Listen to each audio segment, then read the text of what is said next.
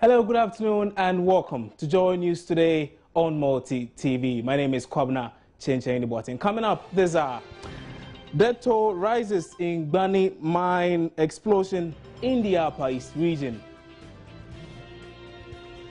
Police investigates the death of a 3-year-old girl killed by a convoy of district coordinating directors. Power barges expected to ease doomsday situation in the country set to delay. The details of these, including business and sports, up next over the hour. My name is Kwabna Chenchen. Stay with us.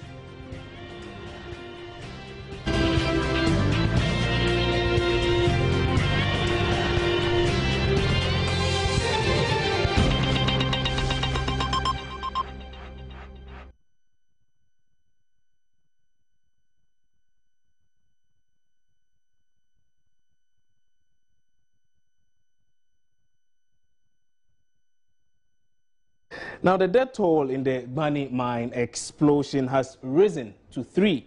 They reportedly died after inhaling poisonous fumes from mining explosives. The deceased are among 10 persons who were rescued after the explosion. 7 others are receiving treatment in the hospital. Police are investigating the incident. Superintendent Alex Asamoah-Frimpong is Regional Crime Officer. He joins us now. 50 p.m. The Shanxi mining company were in their normal operation. As a result of that, they did a blasting in one of the shafts, and then accidentally the smoke or the fume entered another shaft where the workers were working. So 17 workers inhaled fume or gas, let me put it that way. So they were removed from the shaft and then conveyed to the Borga Regional Hospital. And when they got there, they were admitted. Whilst going treatment, 3 died at the hospital. 6 victims are still on admission. 5 has been discharged, and 1 is in a very critical condition. So we have started an investigation into this incident to actually find out what's happened, how the fume entered the undershaft. The West African Examination Council says it would scrutinize papers of schools suspected to have cheated in the ongoing West Africa Senior School Certificate Examination. Now, this follows Joy News investigations which led to the arrest of 3 teachers in the Eastern region for allegedly helping students to cheat in the WASI. Joy News Kwetinati has been investigating the matter, and he joined me earlier on News Desk. These teachers had a laptop and a camera. On the laptop were some questions, and the camera was also used to capture some questions, and they were solving the questions in the staff common room. So there is more to this story, and there is more to be taken from the teachers in order to ensure that their successful prosecution goes through. I see. So WAEC is now, well, they have taken a stand on this and they put in measures. What kind of measures are these? I'm being told that after they are done with the exams, what they will do is that the schools, I gave the head of WAEC some schools which we found in the course of our investigations. Mm-hmm. So the answer sheets of these schools would be run through a software, and if there are some consistencies in the answers that are provided, then obviously they will have those papers cancelled. And if some external, if they had some external support, obviously these schools would have their whole papers cancelled. I see. And this software, is it going to be used on just this school, or is it going to be used across board, particularly with the other schools that have come into the picture, that have been mentioned? Like you rightly said, other schools that have come into the picture. The Ashanti Regional Motor Traffic and Transport Department has taken over investigations into circumstances leading to the death of a 3-year-old girl at Twafom in the Bosomtwe district. The girl, Tiffany Nchua, is believed to have been crushed to death by a vehicle in a convoy of coordinating directors attending a colleague's funeral. Ohemin Teya joins us live from Kumasi with more on this. Hello, Ohemin. Okay. Ohemin, can you please tell us more about circumstances surrounding the death of this little lady? Yes, according to the information I picked from Twafom and then the St. Michael Catholic Hospital at Pramso in the Bosomtwe district, this is a 3-year-old girl, and she had then closed from school. The town is just by the roadside, and the residents, prior to yesterday's accident, had complained to the district assembly, calling on the Ghana Highway Authority officials to erect speed ramps in the community. But that, notwithstanding, has fallen on deaf ears. So 3 days ago, after the little girl had closed from the local DA primary school, and she was attempting to cross the road, she was hit by the bus that was in the convoy of district coordinating directors who were attending a colleague coordinating director's funeral at Rakese. I'm told the coordinating director, until his death, was in charge of the lower Manya Krobo assembly. So the girl was rushed to the Continental Hospital, but she was referred to the Pramso St. Michael Catholic Hospital, but she died a few days on arrival after doctors had examined her. And residents have been, calling for speed ramp. They say that because the assembly has reneged, they want to take the matter into the law into their own hands and erect the speed ramps. But as we speak now, the latest to this story is that there were reports the regional MTCU were taking over the investigations. But as we speak now, the driver, Daniel Wusu, age 35, has been sent to the Continental District Magistrate Court. And as we speak now, he has been remanded into prison custody to reappear a week later. The District Magistrate Court was the magistrate, Cynthia Blaguji, was in charge of the court, and according to the prosecutors, the driver drove recklessly, so he will appear a week after today before the same court. I see. Now, I mean, we are picking up signals that people, residents in this community, seem angry over this particular incident, and actually a number of other incidents we are told have happened. What do they plan on doing? Yes, according to the residents, they are led by the unit committee secretary, Mr. Ofe Japan. He says that he personally, on behalf of the community, has led a crusade contacting the district assembly to construct speed ramps in the community, because for the past 2 years, 5 people have fallen victim to this particular incident. For instance, he tells me that within this year, from the beginning of this year, 3 people have been knocked down. 2 of them were adults, and this particular child, who is the latest victim. So they want to erect the speed ramps themselves. But the district chief executive, Veronica Nchieje, has warned them. Yesterday, for instance, he was at the family house to lead a delegation from government officials, and she assured that the assembly would take the matter up. But this time around, meeting the Ghana Highway Authority officials, and I can also report that the body of the 3-year-old girl, Tiffany, has been buried.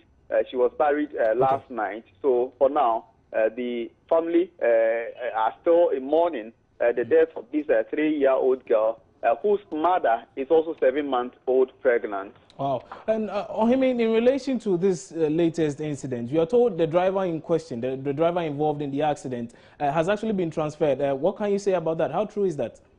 No, that was the earlier information we picked from the district assembly. Okay. According to the district chief executive, Madam Veronica Nchieje, she has taken signal. The regional MTQ command has asked for the transfer of the case to the regional office from Kontinase, which is the district capital for Bosomtwe, for the case to be investigations to be continued.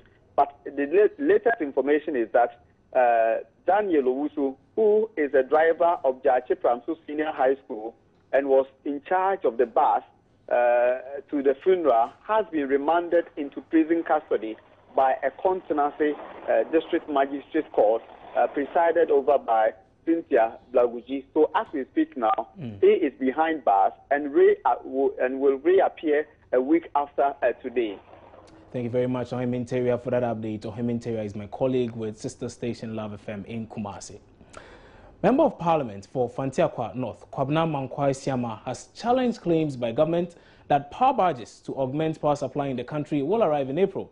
Mr. Siama has just returned from a trip to Turkey from where the barges are being imported. He says his own checks reveal that the barges will arrive in Ghana in August. According to Power, if they had been informed before the announcement by government that delivery will be in April, they would have told government and whoever is concerned that no, Car Power cannot deliver by end April, because Car Power, according to the manufacturers, is not an emergency company to supply power barges to needed institutions or countries. What they need time, right? It can be a short time, maybe considerably shorter time, or a medium-term request, because they manufacture to specification. So it's unlikely that Car Power, according to the manufacturers, that's Car Power, to deliver the barge to Ghana by end April. No, they cannot. On what basis do you make this argument that they can't make it available by end April? Do you have any information that is not available in the public domain? Well, we were sponsored by Ghana government to go and have a look at the operations and possibly what Ghana is expecting to receive from Car Power as far as the barge to ameliorate our Dumso is concerned. We were flown to the factory at Istanbul to inspect what is specified for Ghana. So we went to the shipyard that belongs to Car Power.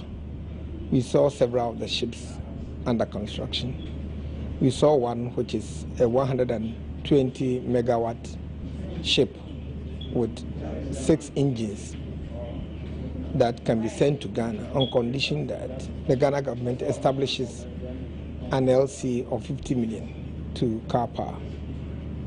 However, there is that can be this, and this can be delivered in August. LC, what is LC? Letters of credit. Okay. Yeah, if it's established and it's made good, then they can bring this 120 megawatt, which was not meant for Ghana, but because of the immediate need of the power in Ghana, they can bring that, whilst we await for the original Ghana barge, which has 12 engines on board and which supplies 225 megawatts of power. And the first one, which is 120, is about 92-93% complete. And the one purposely made for Ghana is also about 86-87 complete. So do you think it's keeping the ban from in Ghana, giving the green light to that one? This question should have better been asked from people from EcoBank or any other bank which intends doing it for government. But EcoBank has established one, but it must be made good, right? So how soon do you say Ghana can get this LC, which can get us this emergency? Making good an LC or giving green to an LC doesn't take a day or two. It can be now. So we've given you the green light. So it's bank to bank.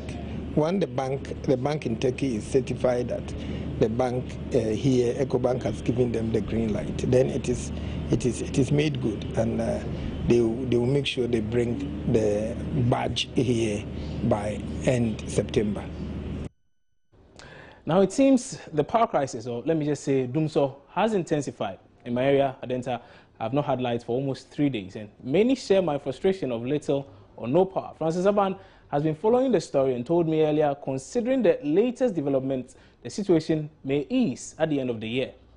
as 2013, we started seeing the signs of, one day there's no light, then they come back and say, there was a technical fault somewhere. But it's lingered for 3 years now, and many asking questions. I remember just 2 months ago in February, the kind of public outcry we heard from people when it comes to their businesses collapsing, workers being laid off as companies struggle to stay afloat, made governments come out and organize a press conference. We had a power minister, Dr. Okoh, indicate to us that a lot is being done on the ground to get us power so we don't see dooms on a daily basis. But unfortunately, this is where we are. They said 12 hours light, 24 hours no light. But now, and as you shared your example, you've been in darkness for 3 days. 3 days. I've also had a similar experience. Yeah. And there are many out there who see the very problems that these come with. Yesterday I went to town to speak to people about how this is really affecting them. I spoke to a lady who's been in darkness for about a week now. She lives somewhere around Achimota. She says now when she wakes up, she doesn't know whether to come to work because at work there's no light, at home there's no light. She has things that she needs the power to work with. It's not happening. What the Power Minister told us, Dr. Okoh, said if the financial agreement was done as far back as February, as we heard, by now we should have the badges here. So why if the badges are not here, and we are reliably informed that the badges are not in the country right now, so it stands to reason that it's either of two things. Either the financial agreement was not finished on time, or we just might have found the money to be able to procure these badges. We've heard from the Member of Parliament who says that looking at things from where he saw it in Turkey, it looks as though the badges will come in August. Question is, will that even be possible? I've done my checks with the power producers who tell me that even if the badges arrive this afternoon, ready at the ports, it will take some 3 months to get the badges fully installed and connected to the national grid. So if this afternoon, 24th of April 2015, the badges arrive in Ghana, it will take us another 3 months to get there. So even if the MP is right and says it comes in August, calculate 3 months more, it could be till the end of the year. On the matter of maintenance works for the thermal plants, we know that for TICO, they promised that by the end of April, they should have been able to fix one of their plants. That should give us some 110 megawatts. I called yesterday, I was told that by the end of this week, it should be done. That means an extra 110 megawatts comes on stream, and that will mean that maybe for an area like Accra that consumes over 400 megawatts, we should be seeing an increase in what we get. Question is, will that alone solve the problem? We know Asogli, which relies heavily on gas, should be working by now. If we're getting the gas, stands to reason that we should have it. But is that happening? We do not know. Now, according to a research conducted by the Center for Democratic Development, 70% of assemblymen in the country represent their interests and not the interests of the people at their various assemblies. The research further suggests these assembly members do not solicit views of their people, but rather go to assembly meetings with their own views. This trend, the CDD believes, is contributing to the increasing rot at the MMDAs as corroborated by the audit and survey reports. Decentralization program was designed to increase the participation of local people in governance. This policy was conceived to give every citizen the opportunity to actively take part in decisions that affect him. But little participation of citizens has been seen in local governance in the last 2 decades. A CDD project dubbed Promoting Social Accountability Through Citizens' Participation in Local Governance uncovered that 70% of assembly members do not consult the community members. The local government act says that before the assembly member goes to assembly session, he needs to mobilize views, meet with the people, take their views as to the particular issue they're going to discuss. Upon his return from the assembly session, he needs to meet the people and brief them as to whatever transpired. As I was reviewing you the report, people say they don't see the assemblies don't meet with them. The assembly members are also saying they are not paid, and if you meet 1 or 2 people, everybody's expecting a token. Then what this essentially means is that these assemblymen do not really represent the interests of their people. They go there with their own views. That's why you and I will have to work out what is the problem. How can we do as a community to bring this problem to a closure? Governance is a process. It's not an event. A former assembly member from Saboba in the northern region, Solomon Nagob, explains why most assembly members fail to serve the interests of their members. At times, it depends on community, because there are some communities, the assembly member, if you are coming to call them for a community meeting, they demand from you as a member of parliament may always do, and which is not always possible for an assembly. We are not paid, and so it is always a problem for the assembly members. The report equally suggests most Ghanaians are apathetic towards local governance, while 70% of the people sampled in 17 districts in all 10 regions do not know the functions of district assemblies.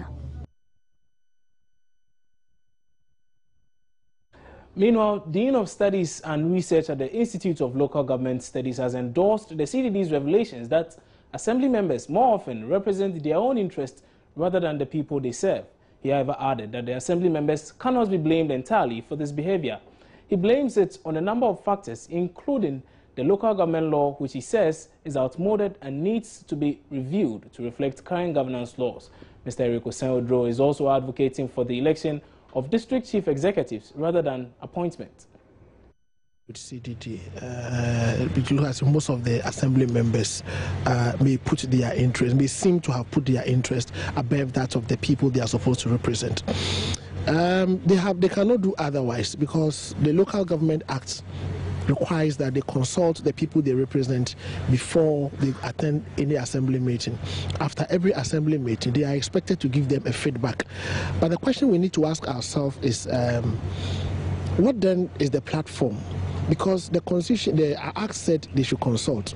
But we know in this our country that if you are going to consult people, you should be prepared to give them refreshment, you should be prepared to hire chairs, you should be prepared to pay them TNT. The assembly members are not paid. It is voluntary. And no monies are made available for this structured means of consultation. So invariably, the best thing they can do is before they attend assembly meeting, they talk to a few people who are closer to them. After assembly meeting, those who care to know, they give them the feedback. And even if they go to the assembly, on the floor of the assembly, when it comes to voting on issues, because they haven't consulted, they vote what their conscience tells them they should do.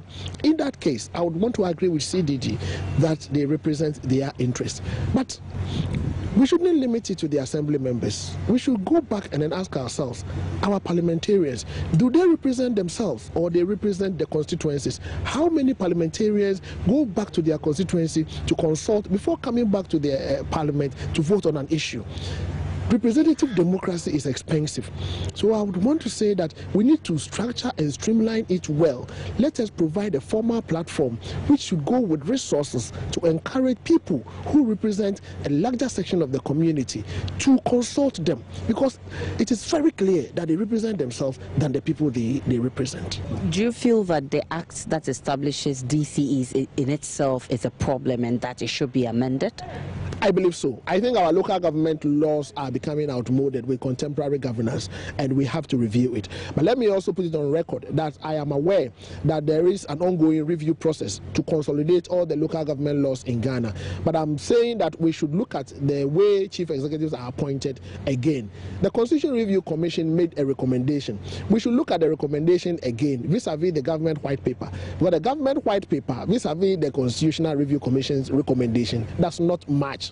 Let us wholly implement the recommendation of Constitution Review Commission without modifying it. We need to amend and review our local government laws to reflect current governance, because the way we are going, if we are not very careful, participatory democracy would suffer.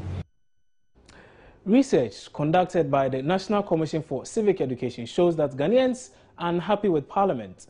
The poll revealed that most Ghanaians believe Parliament has been very ineffective. Now, speaking on the AM show on Joy News, Member of Parliament for North Dai, George Lowe, says the media, as the fourth estate of the realm, must also help in educating Ghanaians on the work of Parliament. The bills emanate from the executive. As an MP, I can't just get up and say, let's pass a bill. No private member's bill. The executive must bring the bill. Committee of Parliament looks at it. If it is a subsidiary legislation, the subsidiary legislation looks at it and says, is it in conformity with the laws that we have already? When it's a bill of Parliament and it's brought to say the Constitutional, Legal and Parliamentary Affairs Committee, we sit at it and look at, have they followed due process? what they are talking about, is it consistent with the laws of the country? Is it consistent with the constitution? You understand? Is it true that what they are doing is to the benefit of the people of Ghana? So we don't invariably, yes, we can change a lot of things during consideration, but we are, by that exercise, just trying to tighten the loopholes. But even with that, and then you do what we do during consideration. We give it a firmer body, and we think that we will make it a better law. But even with that, sometimes people have questioned that work that you do, and they have said that you have not always been effective at that. Because you see, I always put that particular thing at the doorsteps of the media, because the media, that's something that I always hammer on. And I challenge you, quietly come to Parliament and look at proceedings. We start at 10. So the media is all there. When we are doing our shouting match, we say, Mr. Speaker, I don't agree, this and that. The media is happy to cover. When we are doing consideration, which is the law-making function of Parliament, the gallery is cleared. The media gallery is, everybody goes. And you're blaming us? Yes, until and unless you see that exercise, you will not even understand how laws are made. So now you're blaming us too? I am saying that it is your responsibility as a fourth estate to educate the public. Meanwhile, Member of Parliament for Nsawam Adwoji constituency, Frank Anodon, says Parliament must also improve its media relations outfit to disseminate information on its roles to Ghanaians. For God's sake, are human beings. So if we are passing a law and at one stage or the other, a few things elude us, you cannot base on that generalize and say that we are not effective. Don't forget, even before the bills become law, at the committee level, we invite the public, we invite resource persons to come and submit inputs. And I'm saying that we need to educate. Parliament as an institution has also shot itself in the tie, because if you are quiet, you make people to draw conclusions and assumptions which may largely not be true. So I blame Parliament by starting from that point. And my good brother also added the media, and you cannot absolve the media. You play a critical role in the very, very important aspect of our job. You tend to go quiet and you focus on the part where there is exchanges and noise. Let the media also sit down and do a reflection. Have they focused on that aspect which is not so attractive to the public? The Foreign Ministry has confirmed that 6 Ghanaians were among those recently thrown off a ship into the Mediterranean Sea. This was after a religious argument aboard the ship, which was carrying several other would-be migrants towards Italy. My colleague Fred Smith joins me in the studio with details of on a posting on the Facebook page of Foreign Minister Hannah Tete. So Fred, well, what does this post on the Foreign Minister's page say? Well, we are told in this post that Italian authorities are going to prosecute those responsible for throwing the Ghanaians, and we are told there are some Nigerians too who were thrown into it. It was sparked off by a religious argument. The argument started from ISIS and Boko Haram activities, and then it turned religious, and then later on it became who is a Muslim, who is this, and then they threw the Christians into the sea. And so the Ghanaians were sent to Palermo. Palermo is where the detention center where all of those migrants who were in the boat on the Mediterranean Sea are being held, and those who survived are helping officials with the investigations. They are the key witnesses if the case gets to court. But we are told in this statement by the Foreign Ministry that the prosecution is underway. Italian authorities are collaborating with the Ghanaian authorities to do this. Is there any word on those who actually threw these persons into the sea? Well, there's no word. The statement is very silent on them, but I do believe that since the Italian authorities are promising to immediately prosecute them, they may have some information on that, and we are told at the end of this statement also that more updates will be followed. Okay, Fred Smith, thank you very much. Fred Smith is my colleague here at Joy News. We're taking a quick break here. We'll be back with some more news. Stay on. You're welcome back. Now, the New Patriotic Party is targeting 30% of popular votes in the Volta region stronghold of the governing NDC in next year's general elections. The General Secretary of the party, Kobna Ejay Japon, has met with party officials in the region and vowed that every resource will be devoted to ensuring that the NPP matches the NDC boot for boot. Evans Mensah is head of our political desk here at Joy News, and he joins me now in the studio with some more on this. Now, 30%, is that realistic? It is a difficult target to achieve, but not an impossible one. If you look at how the MPP has performed the voter range, which is a stronghold of the governing NDC, in the 28 elections they had 15%. In the 2012 elections they had 12%, so they lost 2% votes there. So over those two elections they had actually declined in terms of votes they managed to get in the region. So in 2016 they will have to do something really extraordinary to jump from 12% to 30%. That's more than a 100% leap. That would take a lot of effort. Well, what I heard yesterday is this plan to be more visible in the voter region. That's one way to go. But then they need to put in a lot more resources.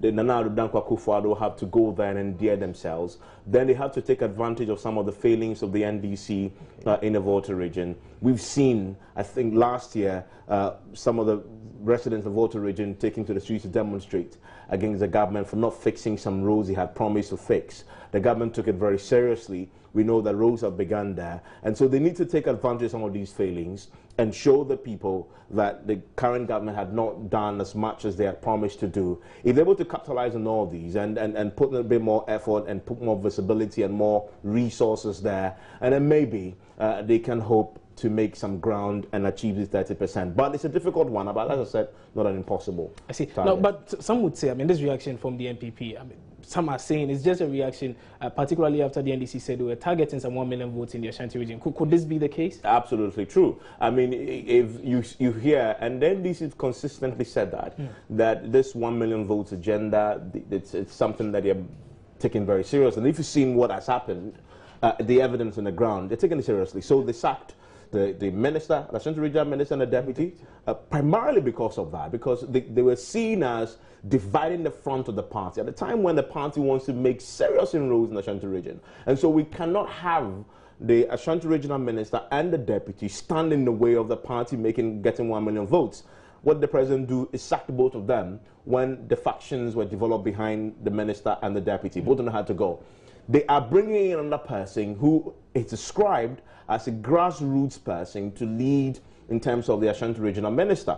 Yes, it's a minister serving the state, but listen, this is all part of the grand plan. Why are they choosing that kind of person? This is a person who used to be the headmaster of Tepa Senior Secondary School, but had been seen as a grassroots person, knows how the party operates at that level. And that is what they need to win the 1 million votes. And so the MPP knows that the NDC is taking it very seriously. So they can't sit back and say, let's win our traditional seats in Ashanti region, Bono Hafo, and forget about the rest. You need to also make inroads in their own territory. I call it enemy territory. And a sure indicator of success in any election is how well a party does in their so-called enemy territory. So if they're able to make 30% there, 30% can be the difference between losing the election and winning it. And so it's important for them. And it's a simple thing. They are reacting to the NDC. Let's see who managed to do it the best. Over the period, NDC had done far better. Because in Ashanti, in 2008, they got 26%. In 2012, they had 28%. So whilst the NDC, if you make the reverse, were losing ground in the voter region, the NDC were gaining 2% in the Ashanti region. So absolutely fight on. Lines have been drawn. Let's see how they go. Wonderful. We see how it goes then. Evans Mensah is head of our political desk here at Joy News. Now, President John Mahama has paid tribute to the designer of the national flag, Theodosia Okoh, who died on Sunday at the age of 92. The president was at Madam Okoh's residence in the company of ministers of state to sign a book of condolence. Kwesi Okoh is a son of the late stateswoman. Mr. President, we met last week and I mentioned to you that she was not too well and she was in the hospital. And you did say that when she comes home, I should let you know so you can come and visit her. It is very sad that you have come when she's not here. She, after a short illness, passed away on Sunday morning, this last Sunday morning, early in the morning, very peacefully. She woke up in the morning after quite a bad night, but the morning she was okay. She did all her things. had all her food, everything was normal. We didn't realize she was saying goodbye. And she just lay there, and we didn't realize she was gone. So the time of her death is a little funny, because by the time we realized she was gone, we couldn't tell when. But she went so peacefully that fact really doesn't matter. The important thing is that she left very quietly. Very uncharacteristic of her. Those of you who know her know that she was always loud and noisy. We expected that she would go with a fight, but she went very quietly. She did not follow our name. We are called Okoh. We fight. But she went quietly, so that's good for us. Well, in his remarks, the president referred to the failed attempt by the mayor of Accra, Alfred Okoh, to change the name of the national hockey pitch, which is named after Madam Okoh. He said that the episode brought him closer to the stateswoman. Grandma Okoh. She became my friend as a result of an incident that occurred. And her son I have known for a very long time, Kwesi, and has been my friend. But I didn't know his mother. Even though I had noticed the name Okoh, I didn't know his mother was Theodosia, the one who designed the national flag, until an incident occurred when, following the death of Professor Mills, the Accra Metropolitan Authority purported to rename the hockey pitch after Professor Mills. And of course, Grandma who she is, raised a very strong protest. And so I ordered the Metropolitan Assembly to quickly reverse their action, and I followed up personally to come and apologize to her for the most unfortunate incident. And from then she became my friend. And so it was quite a sad moment when I heard she had passed. And I constantly sent people to see how she's doing and say hello to her. And so just last week when I visited Aluex, Kwesi told me that she wasn't well. Of course, I mean, knowing her robust nature, I just assumed that she would bounce back and be her same old self. But unfortunately, it wasn't to be. I had said that as soon as she gets home, I should be made aware so that I could follow up and say hello to her. I didn't know that I will come to meet her gone. And so this morning I said I'll pass by and pay my respects to the family, and also take the opportunity as President of the Republic to be the first to sign the condolence book.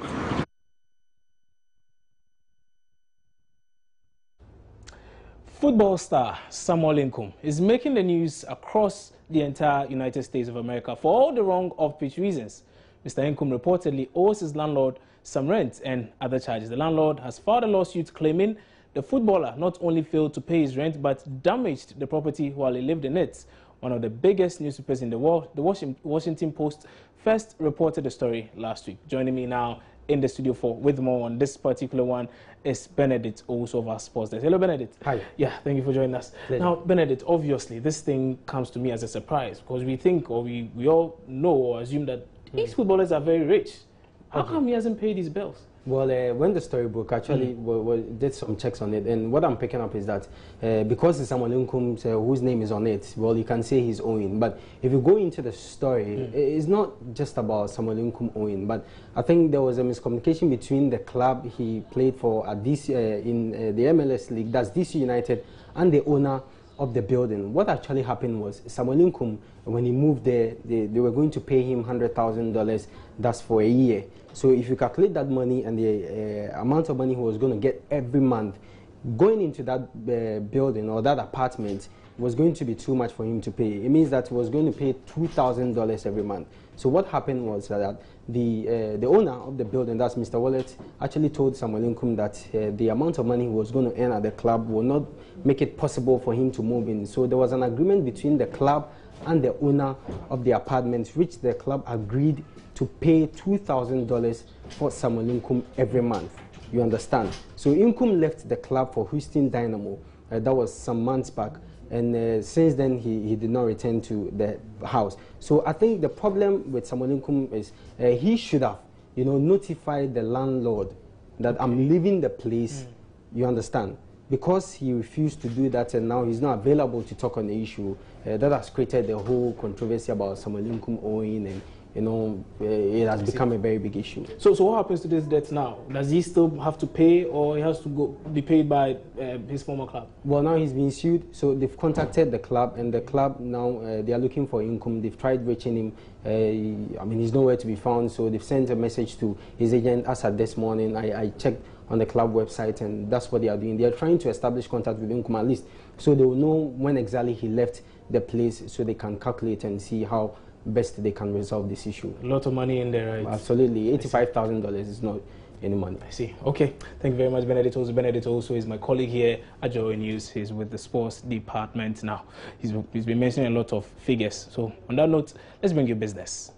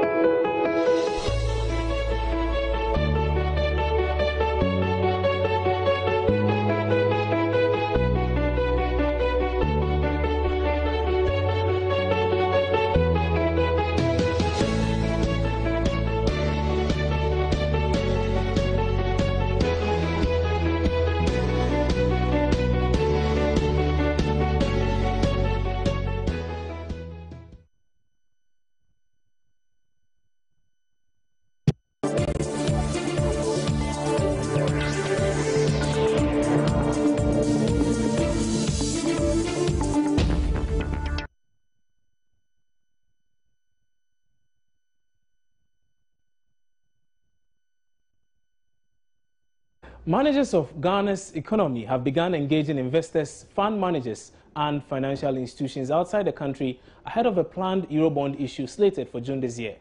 The move has already taken the government to London, other European cities as well as to the United States.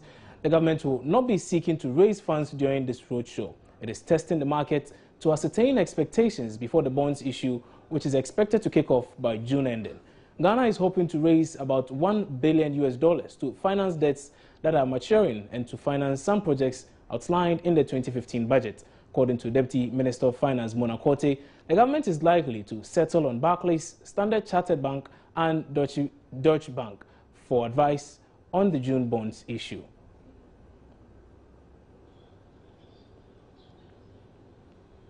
The Chamber of Bulk Oil Distributors has rejected accusations of fraud being leveled against them based on an audit of their business dealings with the bulk oil storage company. The audit is said to have covered a 3-year period and suggests that there has been collusion between the BDCs and some officers of BOST to undervalue the quantum of storage services provided. It also suggests that BDCs rather owe BOST and in effect government. However, Chief Executive of the Chamber of Bulk Oil Distributors, Senor Hosi, told Joy News the document the media relied on for their report was totally doctored and fake. Mr. Hosi said it will be impossible for the bulk oil distribution companies, the BDCs, to overdraw from BOST under the period the disputed draft audit report claimed.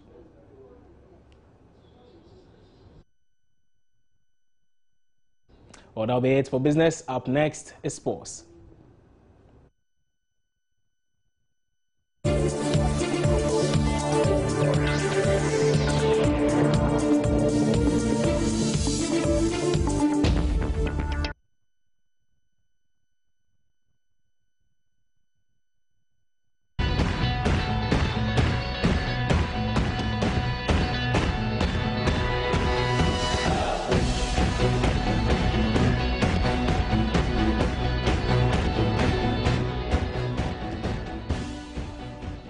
What can you do with your mixie?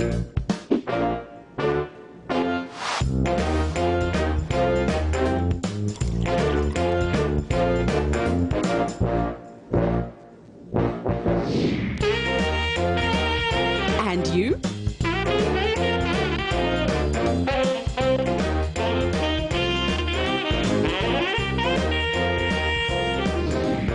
What about you? Mixie Milk milk powder is rich in vitamins and minerals, essential for a healthy lifestyle. It is smooth and creamy. Mixy milk powder. Health is a delicious step away. And now, introducing the creamy Mixy coffee.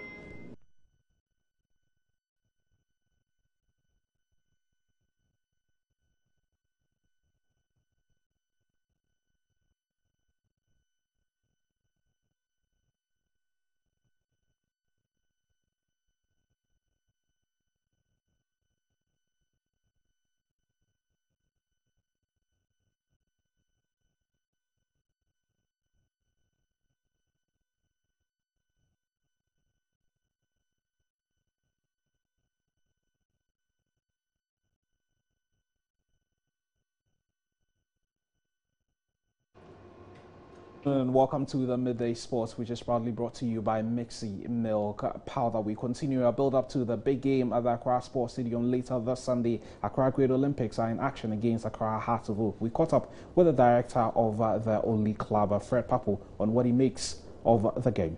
They are not in that kind of form. Well, that's what they're saying. They can say it to satisfy themselves. They are not in any form.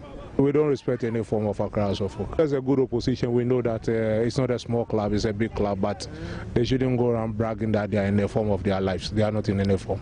We didn't complete the Kumasi business. We are coming to complete it in Accra. We have an incomplete project on our hands, and we have to complete it in Accra. Suffer for it. So how many goals are you targeting? No, I don't predict goals. I'm not usually into prediction of goals, but at the end of the day, you see we'll be going home with our 3 points. I didn't have a lot apart from, I look at it even more from their influence off the field. You know, at training, in the camp and the rest, the boys really look up to them. They are relating so well with the boys, and they teach them a lot. They give them quite some inspiration, and that for me is highly commendable. The draw for the UEFA Champions League semi-finals has been concluded in Nyon in Switzerland a few minutes ago. Bayern Munich will be coming up. Well, this is the draw for the Europa League, rather. Napoli will be playing in April. Sevilla will play Fiorentina in the semi-final. That's going to be the first leg. And of course, you have the second leg also on your screen on the dates there as well.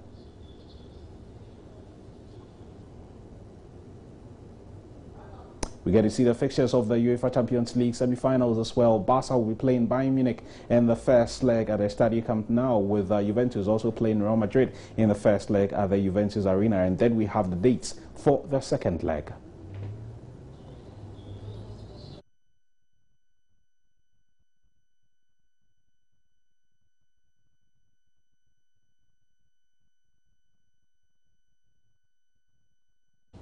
That's it for the Midday Sports, proudly brought to you by Mixy Milk Powder.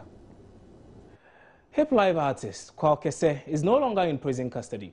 According to Ashanti Regional Prisons Public Relations Officer ASP Richard Bukari, the rapper was set free from prison custody earlier today. I spoke with him on News Desk. Well, Kwao Kese is not in our custody. As it stands now, we will not know why he has not been brought there. But it is not our duty to go and pick him from the court to the prison. It's the duty of either the police or the court belly to bring him. But there are still some legalities which, if not clarified, we wouldn't tell why he has not been brought there. For now, we are going by the dictates of the law court. The law court says is to serve 1 day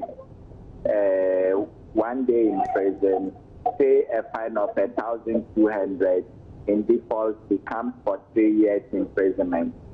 Yeah, but the information written as though unofficial was that he has paid 1,200. So the clause that will bring him there is the 1 day imprisonment, imposed by the judge. So we are expecting him anytime soon to be brought. Well, Kwao Kese, as you all know, was sentenced to a day in jail and was ordered to pay a 1,200 Ghana cedi fine. Delali Aglano is with the entertainment desk and tells us how the industry is reacting to his sentence. to sources close to him, and they said yes, he had paid the money, the 1,200, and that he was going to serve a day in prison. After that, he'll be released. But I spoke to sources again this morning who say they're now working on documentations for him to finally to be released from prison. With this trend of artists getting into hard drugs and all that, it's not new in the entertainment industry worldwide. And for Ghana as a country, normally we don't test the law when it comes to entertainment. So when we heard about it, that he was arrested and all that, and he was going to court, for some of us who are in the industry and critics, we thought, yes, it's a good development for the industry, in the sense that we get to test the law, so that when something happens in the entertainment industry, you go to court, the court pass rules on it, they will use it as a precedent for future occurrences. Because most of these celebrities, they have people who look up to them. They are idols, they have people who see them as superstars, who copy some of the things they do. And if care is not taken, and you get to allow your ward or your child to copy some of these things, they get to use them, and it's not good. Because you're supposed to adopt the positive side of these celebrities. So yes, they will go wrong, but when they go wrong, what happens? If they go free, it means that you can just go also misbehave and you get away with it. So in the industry, it created a lot of bars in the industry, which we followed keenly. And yes, it's good that yes, he went to court, he was tried, he was denied bail several times, he had to even go to the hospital at a point, and we thought he was even going to spend Christmas and the New Year. Luckily for him, on the 30th of December, he was granted bail, which is good for the industry. Well, that'll be it for the hour. A quick recap of our top stories this hour. Death toll in Gbani mine explosion in the Upper East region rises to 3. Police investigates death of a 3-year-old lady. Power barges expected in the country to be delayed.